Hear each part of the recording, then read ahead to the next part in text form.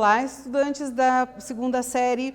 Neste vídeo, nós falaremos a respeito de cálculo estequiométrico por rendimento, na obtenção de rendimento de uma reação química, ok? Vamos dar uma olhadinha? Então vejam, primeira coisa que a gente precisa lembrar sempre, o que vem a ser o rendimento de uma reação química. Então aqui, por definição, rendimento é a quantidade de produto que realmente será obtido em relação à porcentagem teoricamente esperado. Então não se esqueçam, o rendimento ele é obtido da seguinte forma, uma reação química ela não ocorre 100%. Então nós temos um cálculo estimado que surge a partir de alguns mecanismos dentro da reação, dentro do exercício, dentro de uma indústria, por exemplo, tá certo? Mas saibam que uma reação química não ocorre 100%. Esse 100% é um cálculo teórico, tá bem?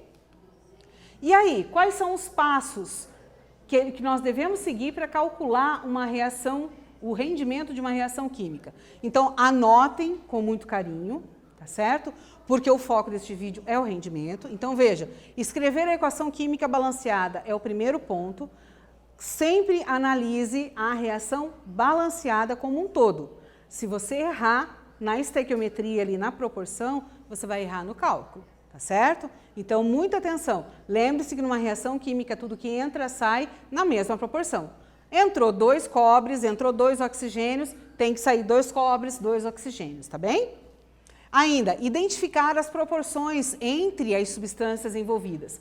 Leia o enunciado, veja quais são as espécies envolvidas e, na sequência, você faz a proporção, sempre teórica primeiramente, tá? Que é onde você vai tirar ali da quantidade de mols e da quantidade das massas molares, beleza?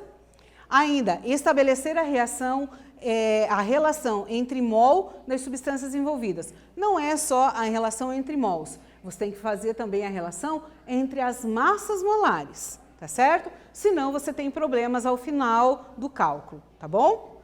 E ainda, efetuar a regra de 3, tá? Quando você efetua a regra de 3, você precisa ter em mente o que você busca daquela regra de 3, certo?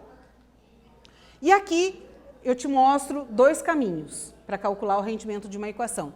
Primeiramente, por via da regra de 3, né? Então, aonde você vai colocar a quantidade esperada, que vai te dar sempre o 100%, é o cálculo teórico aqui, tá? Então, é o teórico, é o teu 100%. O que você obteve, de fato, é o rendimento da tua reação, vai ser o teu X, tá? Então, primeiro, pela regra de 3, depois a gente fala numa expressão, né? Onde o rendimento em porcentagem é a razão entre a quantidade obtida e a quantidade esperada, vezes 100%, tá bem?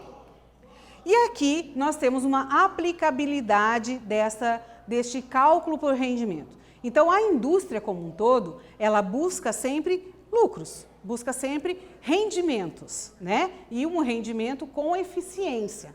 Então, nós vimos como é que se obtém o cálculo teórico e o cálculo e a quantidade obtida, a relação, né, entre o teórico e o obtido.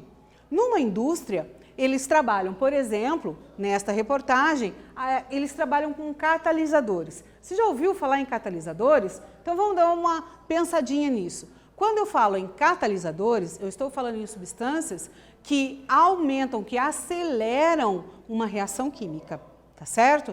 Então, acelerando a reação, dependendo do que a indústria está buscando, ela consegue aumentar o rendimento dessa reação, tá certo? No que aumenta o rendimento, você tem, evidentemente, um lucro maior. Então, quando nós falamos em catalisadores, né, para uma indústria, por exemplo, na indústria de margarinas, como que se obtém a margarina, né? Você tem um catalisador que acelera o processo, né? No que ele acelera o processo, a indústria consegue fabricar mais e mais substâncias, tá certo? Mais e mais margarina, obtendo um certo lucro maior, ok? Nesse vídeo, nós falamos sobre cálculo estequiométrico com rendimento. Espero que vocês tenham gostado e até breve!